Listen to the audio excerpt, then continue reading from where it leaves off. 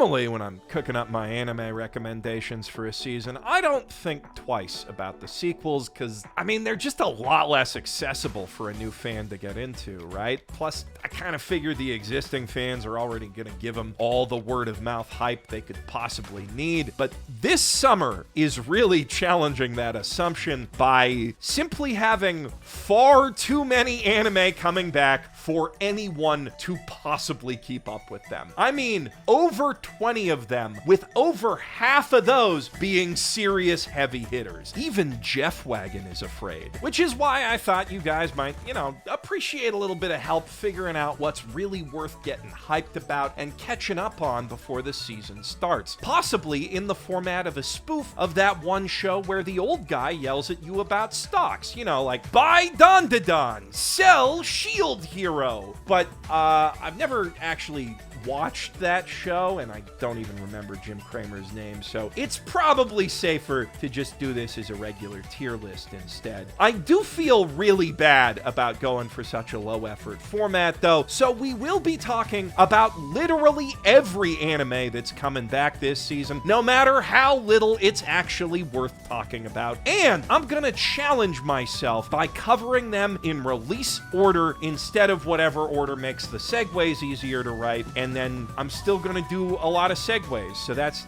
gonna be a challenge. I'm gonna really flex my segue and muscles. That's the Mother's Basement difference right there, folks. That's why you come to this channel, for the extra effort. First though, this video is sponsored by Silver and Blood Requiem, a free-to-play gothic aesthetic RPG set in the rich dark fantasy world of Menexus, which invites you to walk the line between life and death, fate and free will, and carve your own legend across that world on the brink of chaos on your epic journey to the other side of the moon.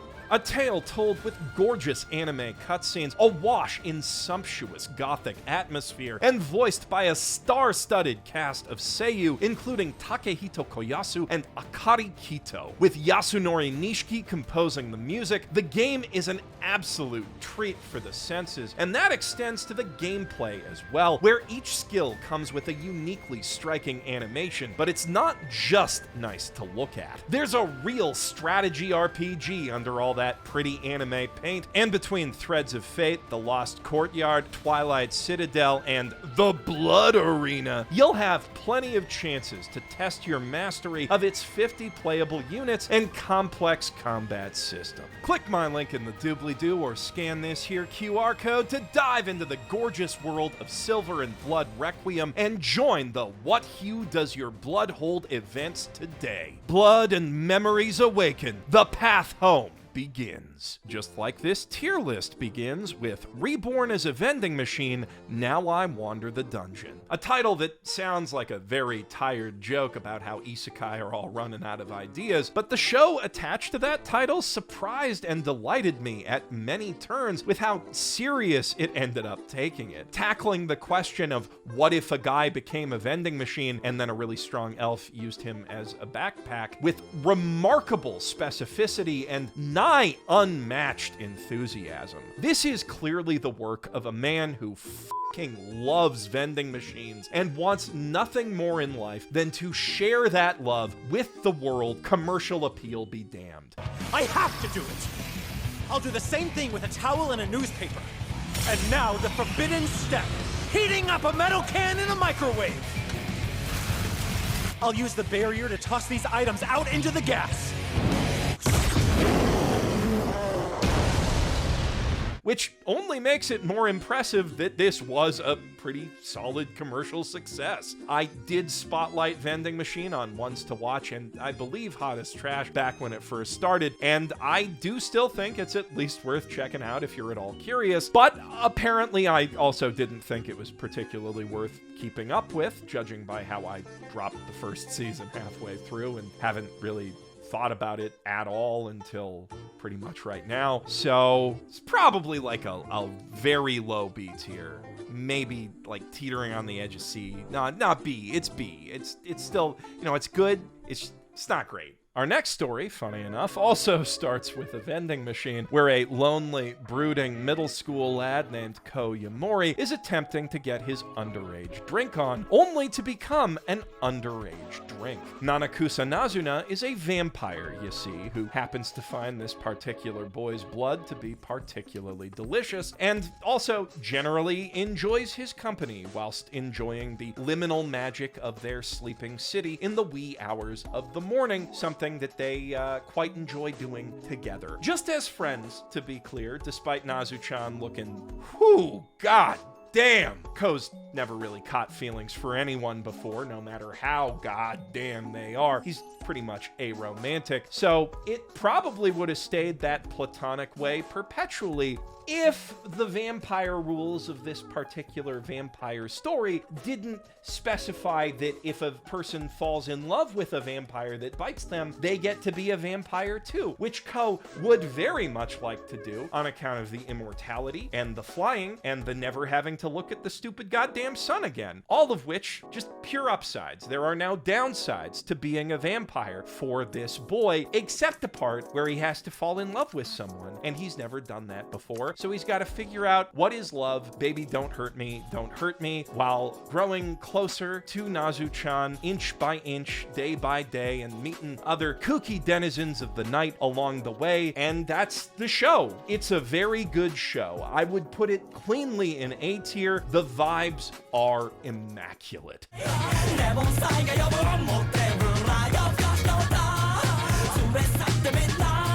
Not to mention the music. Almost every episode has its own banger insert song, but even if you don't get that, you are always at least guaranteed what I would argue is the best Creepy Nuts anime opening of all time. Plus, you get a Creepy Nuts anime ending with Call of the Night, which is the song that inspired the original manga to begin with. How cool is that? The author must have literally been doing backflips when they signed that contract. Funny enough, the show with the second best Creepy Nuts OP has its own sequel coming literally right now. Dandadan, which, as far as supernatural shonen romance stories go, does have Call of the Night beat in basically every other department.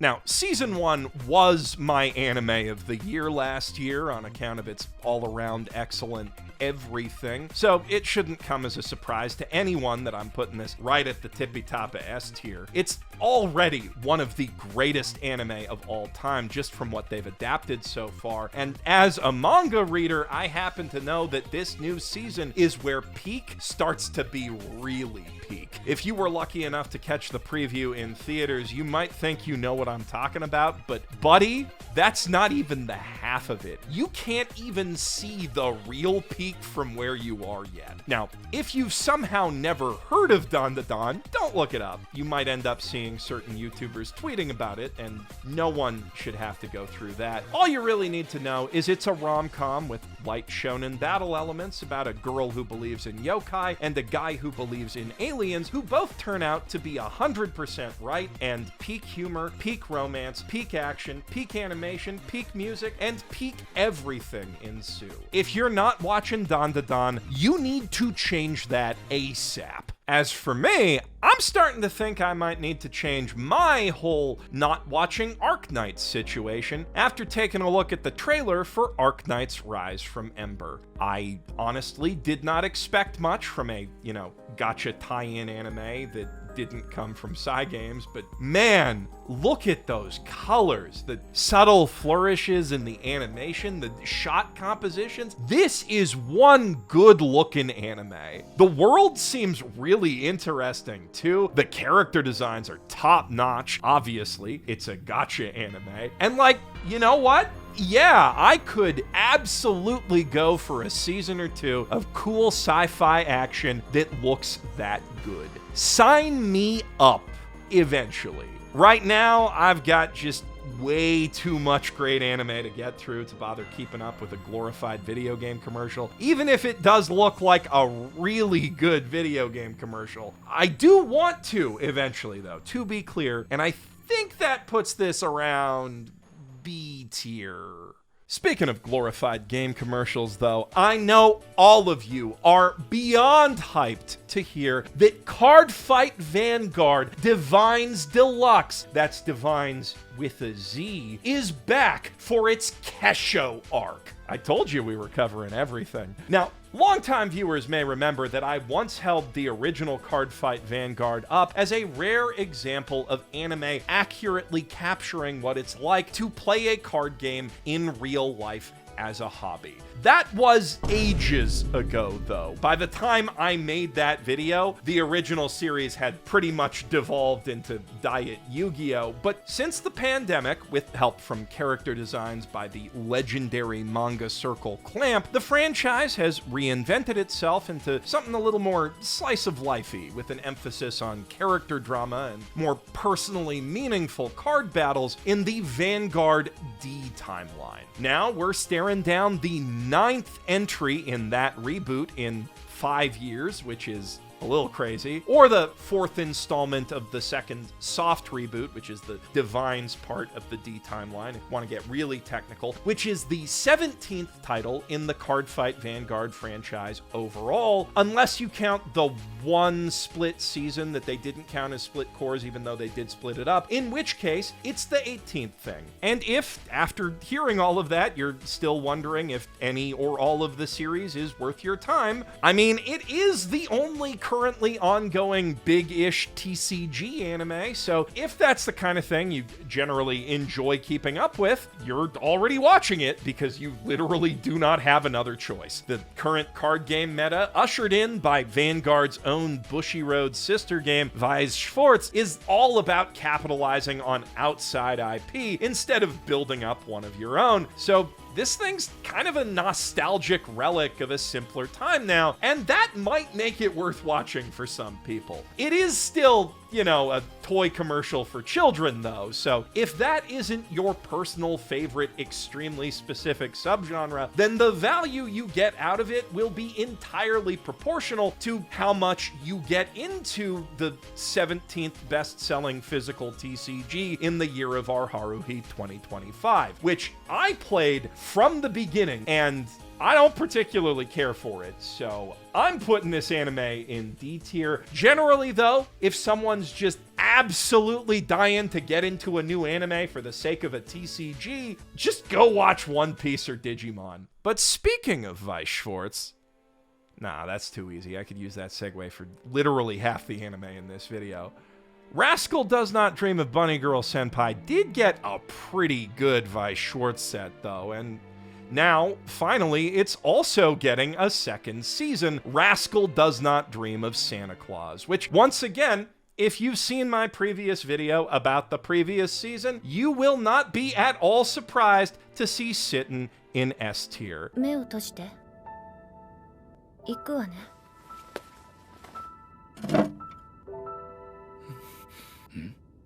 本当にされると思ったんだ。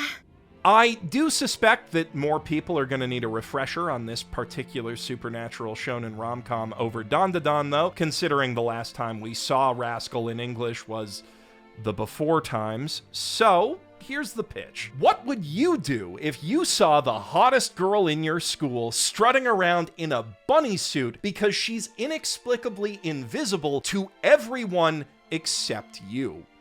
Okay, now imagine that instead of you, or more importantly, anything even remotely resembling a Kazuya or Keitaro, the guy in that situation is a much cooler, more confident, and likable fella named Sakuya, who absolutely would not fumble that ball or pussyfoot around his feelings at all, meaning they get to completely skip the will they won't they bullshit and immediately form an unbeatable anime power couple that sets to work helping other high school girls with their puberty-related supernatural problems. Tight teen drama intertwined with clever supernatural mysteries, grippingly unconventional romance built on the back of a fantastic cast of characters, uproarious comedy, heart-wrenching melodrama, sharp social commentary, and utterly immaculate vibes. I've said that a lot. There's a lot of really good vibes this season. The Rascal series is up there with Haruhi, Monogatari, Apothecary Diaries, and ReZero in the absolute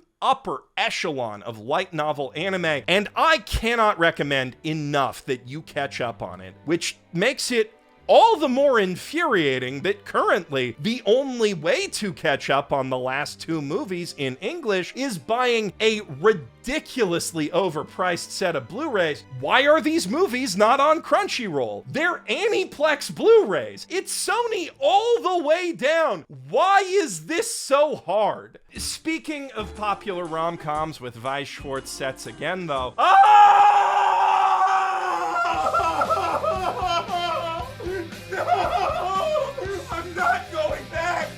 I'm not going back! Mommy did nothing wrong! F tier. Wait, shit, no, I'm pretty sure this is the pool boner season. Z tier. Now, next to Rent-A-Guff, damn near anything is gonna look good, so it really says something about Puniru is a kawaii slime that even after going through all of that, I can only look at it with abject apathy. It's the story of a young boy who used to go on adventures with his special magic slime pal until one day he got too old for mascot anime shenanigans and decided to try to be, you know, a real middle school boy, so now she follows him to middle school and annoys him, and basically it's anime Ted, you know, just with a VTuber where Seth MacFarlane should be, and on the flip side, no Marky Mark. Unfortunately, neither that nor its sometimes quite good animation really makes up for its most fatal comedic flaw: the characters suck butts. Especially the one the show's named after. Puniru's entire personality is just, I'm so cute. Look at me. Look at how cute I am. I deserve my own theme park. And that can certainly be entertaining. Don't get me wrong, just look at Momonga in Chikawa. The thing about Momonga is, though, we're supposed to hate Momonga? It's the bad guy? Go watch our Chikawa lore video on the second channel if you want to see how bad. You will not believe how bad this ass squirrel is. But you don't need any lore context to understand that the entire joke with Momonga is that it is really bad at being cute. So bad that the sheer ineptitude and unearned arrogance combined to loop it back around to being cute again in a pathetic way. Puniru does not get that far, though. Her loop stops dead in the middle of really fucking annoying. クソライブのくせにどうすんだよ俺の昼飯わかりました今出しますだからって切り出すな出すな来るか And I'm talking about Chikawa instead of her show right now because even after a 3-episode test, the only thing that I remember it making me feel, besides annoyance, was a crushing sense of boredom. D tier. If you simply must watch an anime about a middle schooler with a quirky magic pal this season, I have it on good authority that toilet-bound Hanako-Kun is an infinitely better use of your time. And hey, lucky you, Season 2 Part 2 is also on the summer docket. If you're not familiar, it's a charming little horror comedy thing about this girl who ends up befriending the urban legendary toilet ghost Hanako, who turns out to be a boy, and subsequently gets sucked into a world of supernatural shenanigans where much gag comedy and good character stuff ensues. And honestly, I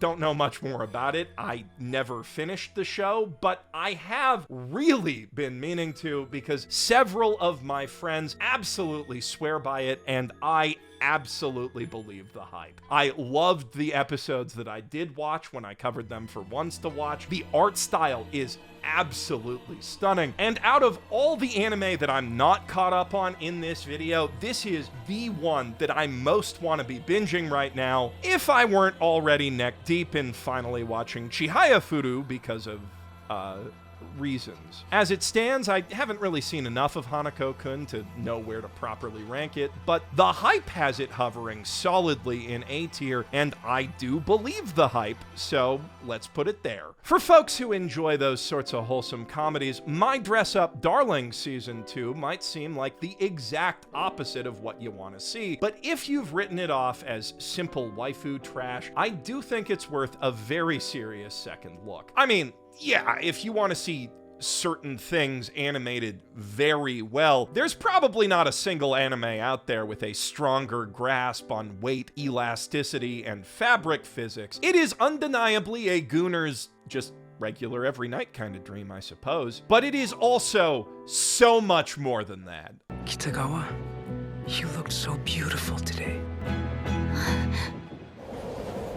No other words since then could define the things most precious to me, so I don't say beautiful or pretty, unless it comes from the heart.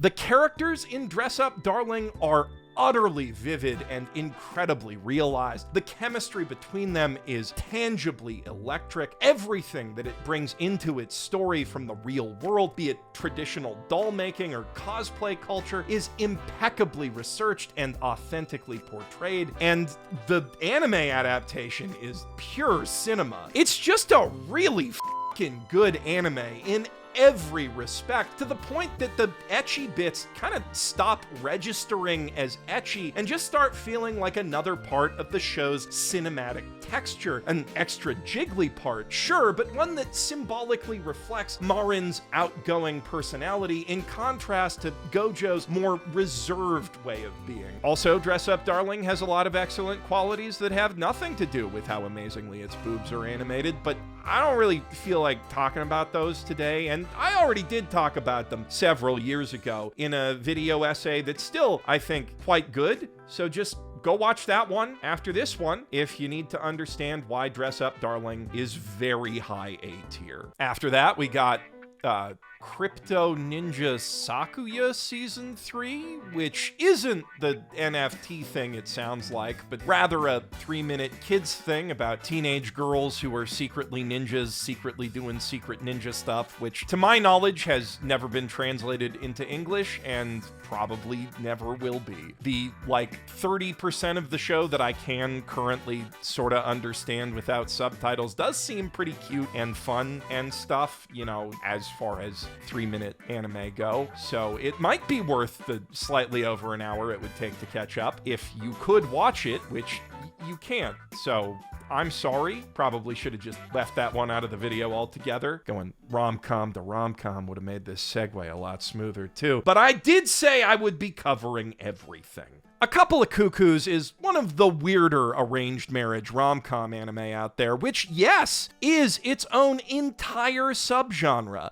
Thanks for asking. As the title suggests, the couple in question here are a teenage boy and teenage girl who were somehow swapped at birth, despite that generally being one of the first things they check at hospitals. Anyway, one day their parents end up figuring out the mix-up, and they decide that the fastest way to stitch their families back together with the least amount of paperwork is to force the kids to marry each other. So they force them to marry each other and move into a really big fancy house together, as is the style in this subgenre, which I will remind you is its own entire subgenre. And now you know the plot. Actually, you know what? I don't know the plot, not with any certainty, because despite having seen most of this show, my memory of it just completely bleeds into girlfriend, and love is indivisible by twins. Mostly because of the art style. I don't understand why so many anime rom-coms have to look like that these days, but it's also a matter of just how darn forgettable A Couple of Cuckoos really was. I can pull details out of my memory slurry about those other two shows that I enjoyed or at least emotionally responded to, but I'm drawing a complete blank on this show. I do vaguely remember laughing at some of the things the characters did,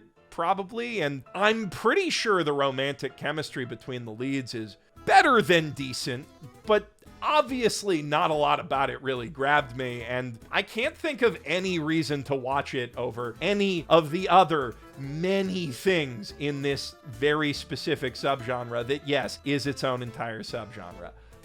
Couple of Cuckoos is C tier. You know what else belongs in the sea, though? The cast of the raucously raunchy seinen scuba diving comedy Grand Blue Dreaming, which is finally back for its second season this summer, and it's hard to think of a better time for it. Grand Blue absolutely radiates summer break vibes, specifically hanging out with your best and stupidest friends on summer break, with an unlimited supply of booze and a very limited supply of pants. 今日の合コンは明日のために。そっか、来たら。明日の合コンは明後日のために。今こそ俺たちの絆を見せる時だ! Talking about comedy's tricky because it's hard to recommend it on any grounds other than it's really funny. But Grand Blue Dreaming is really, really fucking funny. Just a bottomless well of laughs.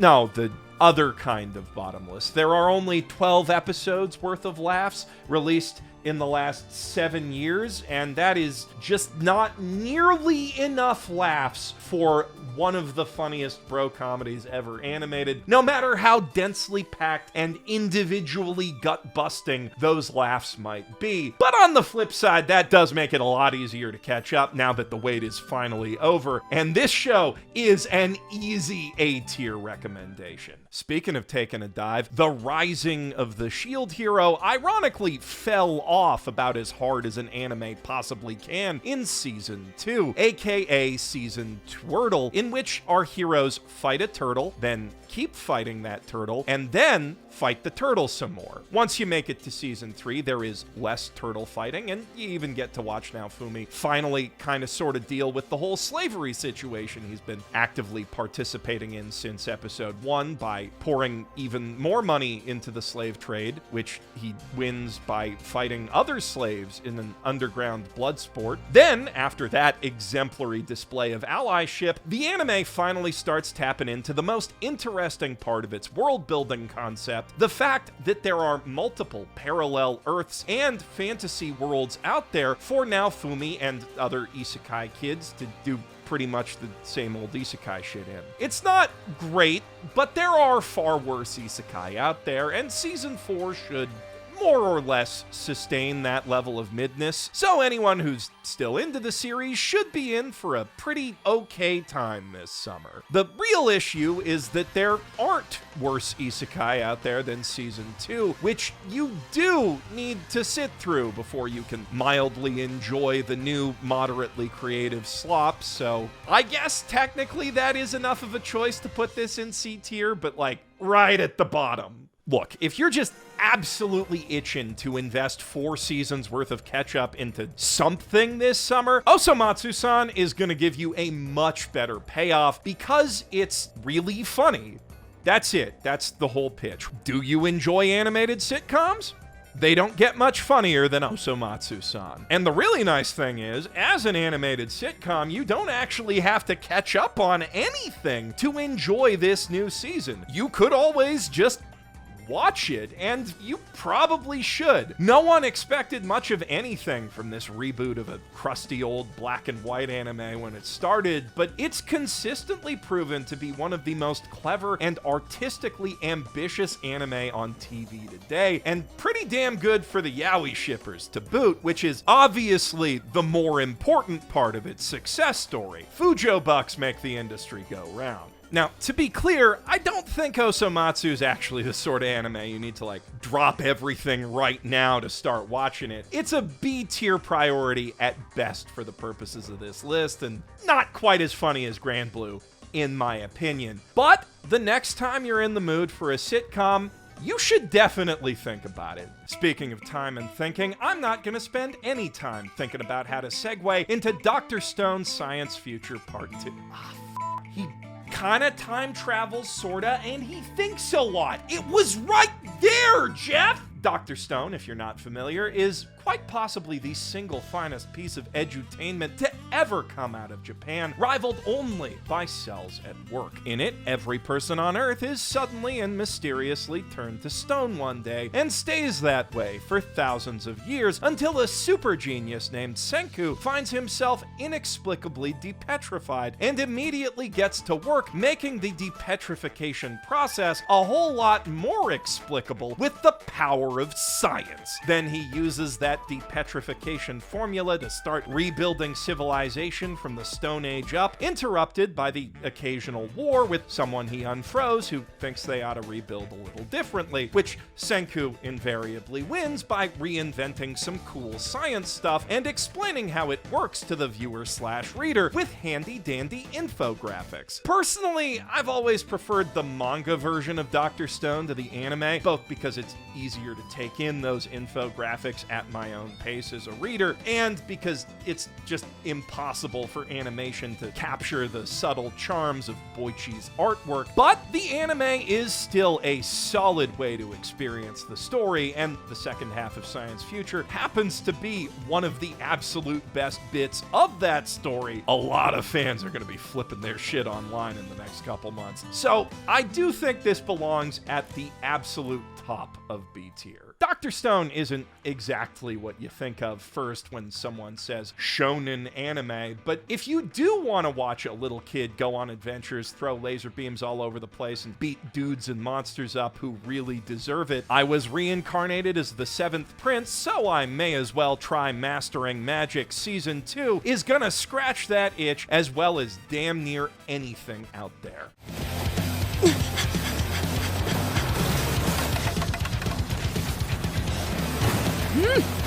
I know you hear that title and see this cast and automatically assume you're looking at some degenerate isekai slop where a bunch of scantily clad women and girls throw themselves all over a 30-year-old man in the body of an 8-year-old boy, but this one's not an isekai. And while it is, of course, perfectly valid to feel however you might feel about all that other stuff, do consider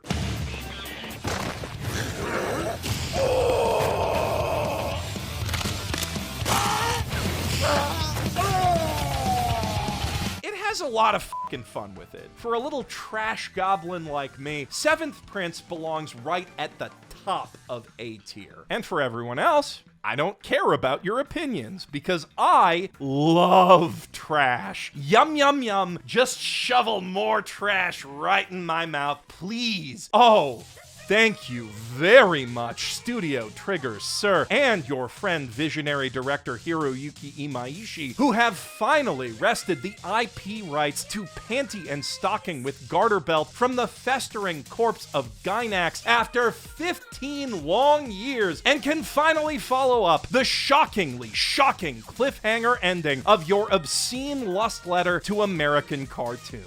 I don't even have to tell you guys this one's S tier. It is a self-evidently historic moment for all of anime that we are lucky to be living through. 天地の狭間に迷えし子らより生まれし邪悪な精霊よこの世を滑る地獄の魔王の力を我らに If you somehow haven't seen the original Panty and Stocking yet, imagine the Powerpuff Girls grew up to be lazy, horny, gluttonous pieces of shit. Now imagine them fighting literal pieces of shit with their magic transforming underwear. I think we can all agree you made a huge mistake by not watching this show much sooner. But luckily, you still have a week or so to correct that mistake before history is made, and I promise it is gonna be one of the funniest weeks of your life. Now, those sorts of laughs are exactly what you expect to find in like 99% of short form anime, but Yamishibai bucks that trend by telling a series of chilling little ghost stories with charming paper puppet animation styled after the Kamishibai street theater that was popular with kids in post-war and Depression era Japan. If you enjoy horror even a little bit, the vibes in this show are unmatched, and few things will spook you so much and so quickly as some of its earlier episodes. We are up to season 15 by now, though, and the spooky haunted well of really good ideas ran dry a long-ass time ago. There are usually still a few gems a season, but there's a whole mess of muck you gotta wade through to find them in pretty much anything past like Yamishibai 5. So yes, I do think that you should watch Yamishibai. It is a very good use of your time if you want to get spooked in a hurry, but don't bother catching up with it. The good bits are B tier, but they are all front loaded, and the series as a whole averages out to a C, maybe even a D. Now, it pains me to say this with how much I loved the original manga and how hyped I was for it to finally get an anime, but the highest I can reasonably place Sakamoto Days Season 2 is in B tier and not near the top. Don't get me wrong, it is still a good story with good enough action, great characters, solid sound design and music. The animation just doesn't have the wow factor of Yoto Suzuki's ultra dynamic art and paneling, and without that, I mean, it still has a lot going for it. John Wick X Family is an undeniably winning comedic premise, but it's gotta work a lot harder to make the audience take its serious bits seriously, where the manga could simply demand that they do with the raw aura emanating from its art. And I just don't know if this anime is gonna be able to pull that off in the same way as shit gets increasingly real over the events of this next season.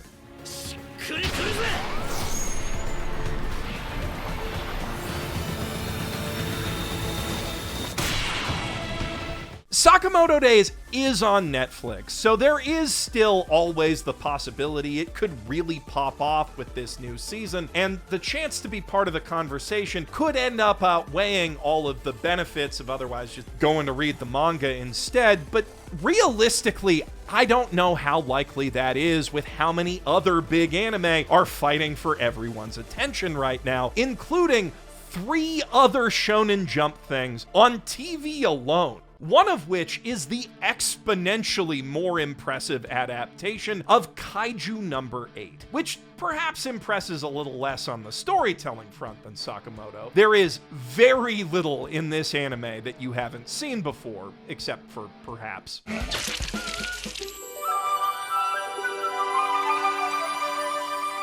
but the first time you saw most of that stuff was in either My Hero Academia or Attack on Titan, and I mean, if you're gonna steal, you may as well steal from the guys making kajillions of yen a year. A lot of folks out there could probably go for some of that Hiroaka-style underdog power fantasy with a little smidge of apocalyptic grit, and Kaiju No. 8's highly clippable production quality gives it a much better chance of reaching those potential fans than, say, Sakamoto. Plus, the manga only gets more efficient at farming aura as it goes on, so while I do think that it has probably the least creative story out of any Shonen Jump thing this season, I do think there's a pretty good chance that Kaiju No. 8 could become one of those Shonen Jump things that you're kind of obligated to watch because literally everyone else is. I mean, they got fucking Imagine Dragons for the first OP. They are clearly aiming for that level of total global saturation. So just based on the level of hype it reaches, plus the enjoyment of being able to talk about it with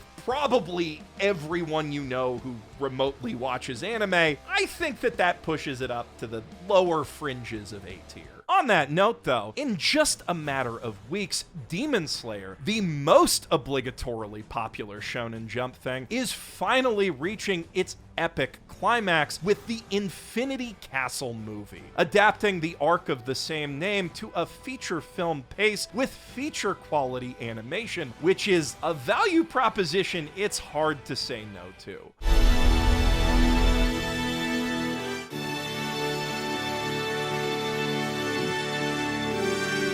At a time when shonen battle stories are getting more and more experimental, Demon Slayer has managed to stand out by simply doing what works with more polish and better pacing than any of its contemporaries. It's the old reliable to Kaiju No. 8's new reliable, and I'll be darned if it ain't a reliable good time. It's nowhere near my favorite shonen, not even top 20, but I do really appreciate what Demon Slayer does in stripping the Big 3 era formula down to its most efficient essentials. You are not gonna get a shonen rush this good, this fast anywhere else. And as soon as it's out in theaters, pretty much everyone with an even passing interest in anime is gonna be feeling that rush, making this probably one of the least necessary recommendations I've ever put in a video. But I did promise to cover everything, and if somehow you've been living under a rock since before the Mugen hype train left the station, probably go get vaccinated right now, then catch up on Demon Slayer while you're waiting to be able to move your arm again. Just because personally I'm not the hugest Demon Slayer fan, I'm gonna put it in A tier, but I'm sure a lot of folks out there would put it in S, and there's a very strong case to be made there. On the other hand, the Chainsaw Man Reze arc movie that's dropping this September is unequivocally S tier.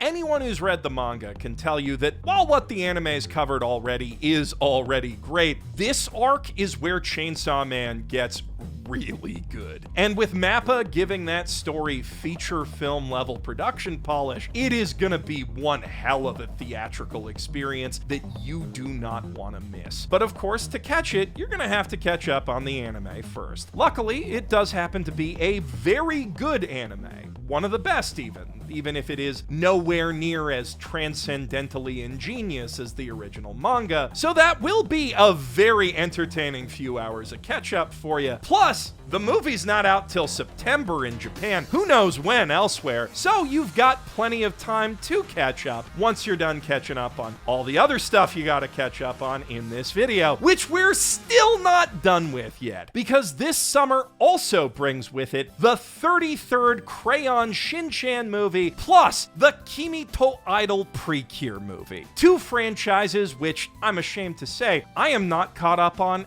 at all. However, it is my understanding from the reports of better otaku than myself that most of the Shin-Chan movies are really good, with some of them being legitimately goated cinema, and the show and OVAs rule too, so just on word of mouth, it's probably A tier, maybe even S, and I've heard the same goes for Precure, especially from the Sakuya heads, who absolutely adore all of the legendary staff that this silly little magical girl thing for kids manages to pull basically every season, a quality that you would expect to be improved in a movie. Luckily, or unluckily I guess if you care about the accessibility of art or whatever, it's probably gonna be a while before either of those movies is available in English, if it ever happens at all, so feel free to catch up at your own pace. You know, it's probably not that helpful to put movies you can't actually watch yet and maybe never will be able to watch in this video, but I did say I would cover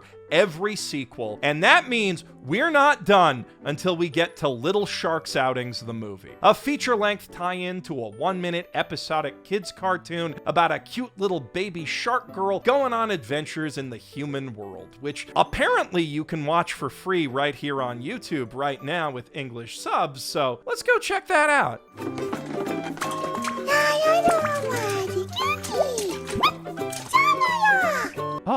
Oh my, that is as adorable as it is charming. And you're telling me I get 90 minutes of that with feature quality animation? If this ever gets translated, it's probably A tier for literally any weeb with a kid, and still a solid B tier otherwise. Unless you're studying Japanese, in which case it's probably really good beginner level listening practice too, and that might actually bump it up to an A for everyone overall. And hey, the show is both incredibly short and incredibly free, plus probably not even required viewing. It is like 1-minute shorts leading into a feature film. So yeah, I think I'm gonna watch this movie. We also have a couple of reboots / remakes coming out this season. Hell Teacher Nube, a classic 90s Shonen Jump horror comedy, and Cat's Eye, an extremely 80s core anime about a detective who doesn't realize that the sexy cat burglars he's chasing are the staff at his favorite cafe. Neither of which I think actually belongs in this video at all, because like the whole point of a reboot's finding a new audience, and I'm just gonna put them in the ones to watch in a couple weeks if they're any good anyway. But if I don't at least address their existence, I know some chuckle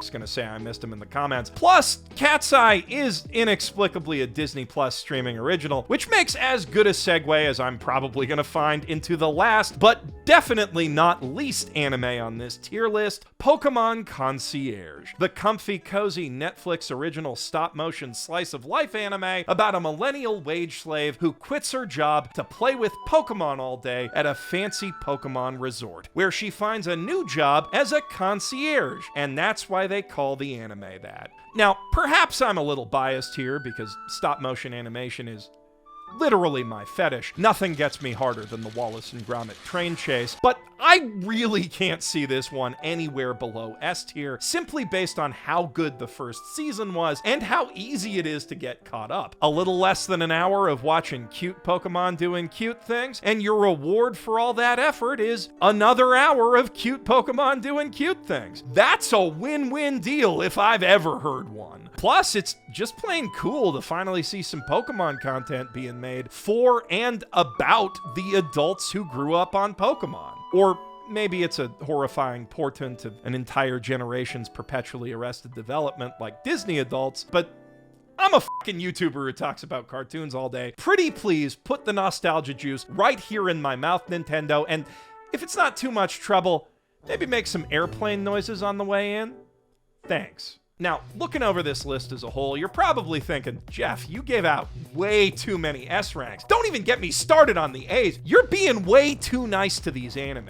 But that's the thing. I'm not. I put multiple Shonen Jump anime in B tier. It's just that stacked a season. And that's without even getting into the new stuff. The summer Hikaru died is looking like one of the greatest horror anime in years. The manga's amazing, at least. So brace yourselves for the ones to watch, folks, and think about how much money you're going to be saving on travel this summer. Huge thanks to Silver and Blood Requiem for sponsoring this video. Remember to click that link to play the game and join the What Hue Does Your Blood Hold events today. I'm Geoff Thew, professional anime enjoyer, and I am terrified of what's coming. Someone please hold me.